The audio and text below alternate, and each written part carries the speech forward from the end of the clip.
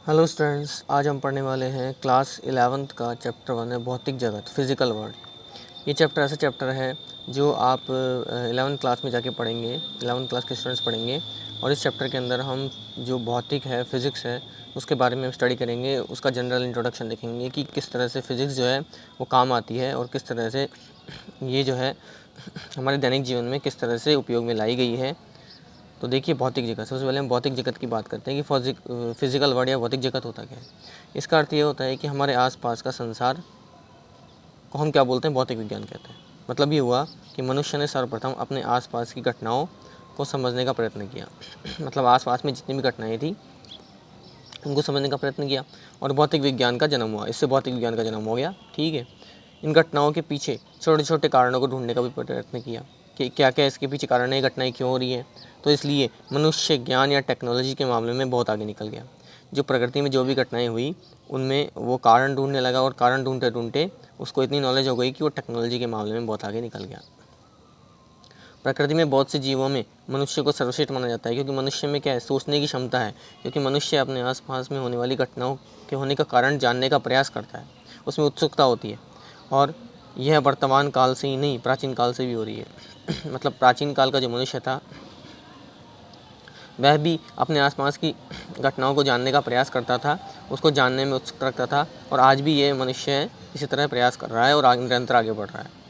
तो भौतिक विज्ञान में जो विज्ञान होता है वो एक लैटिन शब्द होता है, इसको हम सिंटिया कहते हैं। सिंटिया का मतलब है जानना।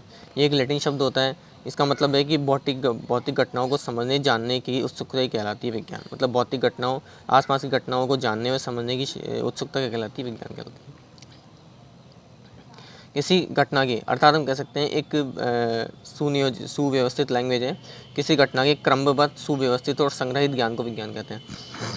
क्रमबद्ध का मतलब ये है कि कोई भी ज्ञान है वो क्रम से चला आ रहा है। पहले की कुछ चीज़ थी, कोई घटना थी, उसके बाद नई घटना, उससे नए जो सुधार हुआ, फिर उससे नया सुधार हुआ। तो इस तरह का एक क्रम चल रहा है, फिर उसको सुव्यवस्थित तरीके से और संग्रहित ज्ञान को विज्ञान कहा गया है। तो ये एक परिभाषा आप देख सकते हैं। विज्ञान की केवल यही परिभाषा नहीं है कि हम कह सकते हैं कि क्रमबद्ध, सुव्यवस्थित और संग्रहित ज्ञान है, इसकी अनेक परिभाषाएं हैं। तो देखिए, विज्ञान का अर्थ होता है जानना। विज्ञान का अर्थ हम सिंपल सी बात कह सकते हैं, जानना, उत्सुकता। हमारे अंदर एक ऐसी उत्सुकता उत्पन्न होती है, हमारे अंदर एक ऐसी उत्सुकता है, एक ऐसा एक्साइटेडमेंट है जिससे हम उस विषय या घटना के बारे में जानना चाहते हैं। हम कोई भी घटना हो रही है तो हमें रहता है कि हम ऐसा क्यों हो रहा है, तो हम ये जानना चाहते हैं। जैसे किसी वस्तु का आकार ऐसा क्यों होता है, वह ऐसा व्यवहार क्यों करती है, उस वस्तु की उत्पत्ति कैसे हुई तथा उसका विनाश कैसे हुआ। जब हम इन सभी बातों की गहराई में जाते हैं तो हम ये कह सकते हैं कि विज्ञान का अध्ययन हम कर रहे हैं। इन सब चीज़ों के बारे में हम कहते हैं। इस समय जो हमें ज्ञान मिल रहा है वह ज्ञान हमें पिछली पीढ़ियों के द्वारा, जो पिछली पीढ़ियाँ थी, पिछले जो साइंटिस्ट थे, पिछले जो लोग थे, उन्होंने क्रमबद्ध, सुव्यवस्थित और ढांचे में प्रस्तुत किया और उन बातों की जानकारी हमें हुई। जैसे मेंडलीव की आवर्त सारणी की हम बात करते हैं तो पहले मेंडलीव की आवर्त सारणी में कुछ ही तत्व थे। बहुत सारे साइंटिस्ट आए, ठीक है, उन्होंने कुछ तत्व दिए। उसके बाद मेंडलीव ने उसमें सुधार करके नई आवर्त सारणी दी, फिर उससे भी एक नई आवर्त सारणी और आई थी। तो विज्ञान में जानकारी हमें पिछली जानकारी को परिशुद्ध करके ही मिलती है। मतलब पिछली जानकारी में कुछ सुधार होके क्या हुआ, हमें नई जानकारी मिली।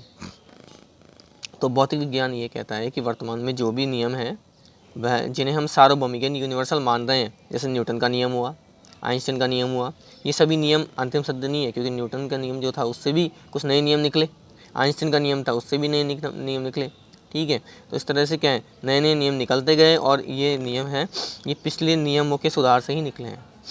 क्योंकि ये हमारी उत्सुकता ही थी जिससे हम विज्ञान को बता रहे थे कि विज्ञान आगे जाके नई नई कैसे डेवलप हो रही है, विकसित हो रही है। यह नियम भी समय के साथ बदल जाएंगे और कुछ और नियम आएंगे। हम नई जानकारियाँ प्राप्त करते हैं जिससे पुरानी जानकारियाँ को परिष्कृत करते हैं। परिष्कृत मतलब शुद्ध कर देते हैं उस जानकारी को। तो देखिए, भौतिक विज्ञान इसका अर्थ क्या होता है, हमारे भौतिक जगत, मतलब अपने आसपास में होने वाली जितनी भी घटनाएं होती हैं उन सभी को क्या बोलते हैं, भौतिक विज्ञान। जैसे बादल का गरजना, इंद्रधनुष का बनना, सूर्य का निकलना, सूर्य का अस्त होना, तारों का चमकना, बारिश का होना, मौसम का ठंडा और गर्म होना, ये सब चीज़ें भौतिक विज्ञान में आती है। और भी बहुत सारी आप घटनाएं ले सकते हैं। अब अन्य परिभाषा क्या है, भौतिक विज्ञान के अंतर्गत हम द्रव्य, मैटर या ऊर्जा दोनों का अध्ययन करते हैं। द्रव्य और ऊर्जा दोनों का अध्ययन करते हैं। द्रव्य और ऊर्जा कि अनन्य क्रियाओं को भी समझते हैं कि द्रव्य और अनन्य क्रियाओं की ऊर्जा किस प्रकार होती है। तो पहले हम बात करते हैं द्रव्य की। द्रव्य कोई भी पदार्थ होता है जिसका कुछ द्रव्यमान होगा और कुछ स्थान घेरता है। जैसे द्रव्य हम बात करें, कोई पदार्थ 3 तरह के होते हैं, ठोस, द्रव और गैस। तो आप देखते हैं कि ठोस, द्रव और गैस, जैसे पानी है, पानी से बर्फ़ बनती है तो वो ठोस हो जाती है, पानी रहता है तो वो द्रव कहलाता है, और उसकी उबालते हैं तो वो गैस बन जाती है। अब हम बात करें ऊर्जा की, तो हमारे आसपास में जो वस्तु है या हम खुद भी ऊर्जा का ही एक रूप है। मतलब हम अगर हम देखिए हमारे आसपास की जो भी वस्तु हम लेंगे या फिर हम खुद भी एक ऊर्जा का एक रूप है। जैसे हम खाना खाते हैं तो हम खाना खाने के बाद हमारी जो ऊर्जा है वो रासायनिक ऊर्जा के रूप में हमारे पास संचित हो जाती है। तो इस तरह से हम भी एक ऊर्जा का रूप हैं, हमारे अंदर ऊर्जा रहती है तभी हम जीवित हैं, नहीं तो हम जीवित नहीं रह पाएंगे। अब ऊर्जा के विभिन्न रूप, ऊर्जा के जो विभिन्न रूप हैं वो प्रकाश ऊर्जा है, ध्वनि ऊर्जा है, रसायन ऊर्जा है, गतिज ऊर्जा है, स्थिर ऊर्जा है, विद्युत ऊर्जा है। ठीक है, तो ये कुछ ऊर्जा के रूप हैं जो आप दैनिक जीवन में ऊर्जा देखते हैं।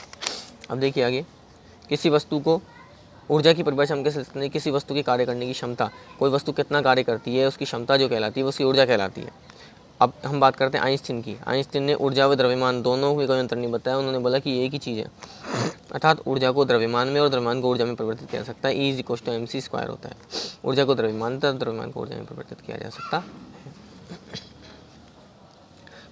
अब बात करते हैं भौतिकी के प्रयोजन की। भौतिकी का प्रयोजन क्या होता है? भौतिकी का प्रयोजन मतलब है कि भौतिकी के अंदर हम कि जो घटनाएं होती हैं उनका हम अध्ययन करते हैं तो वो 2 प्रकार से करते हैं, एक तो स्थूल और एक सूक्ष्म। स्थूल में हम माइक्रो यानी बड़े विशाल कणों की बात करते हैं और सूक्ष्म में हम छोटे पार्टिकल की बात करते हैं। तो हम जैसे बात करते हैं इसके अंदर स्थूल घटनाएं जिसमें हम विशाल घटनाओं की बात करते हैं, जैसे हवाओं का चलना, पृथ्वी की संरचना, सूर्य की संरचना और भी बड़ी बड़ी संरचनाओं के बारे में हम अध्ययन करते हैं। इसके उपविषय इसमें जैसे यांत्रिकी में हम विभिन्न द्रव्य कणों की अनन्य क्रियाओं में ऊर्जाओं का अध्ययन करते हैं। इसके अंदर हम जैसे हम न्यूटन का सिद्धांत, गैलीलियो का सिद्धांत, केपलर का सिद्धांत हो गया। अब यांत्रिकी क्या है? यांत्रिकी जो होती है उसमें गतिज ऊर्जा और स्थितिज ऊर्जा दोनों आती है। मतलब कोई वस्तु जो गति कर रही है उस गतिज ऊर्जा, कोई वस्तु स्थिर है रुकी हुई है उसकी स्थिर ऊर्जा, दोनों का योग क्या कहलाती है? यांत्रिक ऊर्जा कहलाती है। अर्थात कोई वस्तु जिसकी गतिज ऊर्जा और स्थिर ऊर्जा दोनों की वजह से यांत्रिक ऊर्जा होती है, संरक्षित रहती है। इसके अंदर न्यूटन का सिद्धांत, गैलीलियो का सिद्धांत और केपलर का सिद्धांत आएगा। ऊष्मागतिकी, इसका एक विषय ऊष्मागतिकी है जिसमें आप ताप, ऊष्मा दाब इन सब का अध्ययन करेंगे। किसी भी द्रव्य की बात की जाए। प्रकाशिकी में विभिन्न घटनाएं जैसे परावर्तन, अपवर्तन, सूक्ष्मदर्शी इनका अध्ययन करेंगे। तरंगीय ध्वनि के अंदर हम विभिन्न कणों की कंपन माध्यम से कंपन के बारे में अध्ययन करेंगे। वैद्युतिकी में हम कोई भी जो आवेश होता है उसके चुंबकीय व्यवहार और विद्युत से चुंबकत्व के बारे में अध्ययन करेंगे। कि जैसे आपने 10वीं क्लास में पढ़ा होगा, विद्युत चुंबकीय बल पढ़ा होगा पार्ट 13 के अंदर। तो उसके अंदर हम विद्युत के चुंबकीय व्यवहार और चुंबकीय के विद्युत व्यवहार के बारे में अध्ययन करते हैं, तो वो विद्युतिकी कहलाती है। सूक्ष्म माइक्रोस्टेट, ये क्या होती है? इसमें हम किसी पदार्थ के अंदर उसमें उपस्थित इलेक्ट्रॉन, प्रोटॉन व न्यूट्रॉन का अध्ययन करते हैं। ठीक है, इलेक्ट्रॉन का जो द्रव्यमान होता है 9.1 × 10⁻³ kg होता है। और हम बात ये बोल सकते हैं इलेक्ट्रॉन, प्रोटॉन, न्यूट्रॉन भी एक मूल कण नहीं है, वो सभी अंतिम कण नहीं है, वो भी एक मूल कण क्वार्क से मिलकर बने हुए होते हैं। ठीक है, तो आज के लिए इतना ही। और हम बात कर सकते हैं इसमें एक चीज़ और देखिए, भौतिक विज्ञान में प्रौद्योगिकी, कि भौतिक विज्ञान और टेक्नोलॉजी का संबंध है। तो भौतिक विज्ञान की व्याख्या के लिए कई नियम दिए गए और कई सामाजिक उपयोग इसके हैं। ठीक है, तो ये सब इसके बारे में था। तो आज के लिए इतना ही। आगे की वीडियो में हम प्रकृति में मूल बल के बारे में स्टडी करेंगे। Thank you students.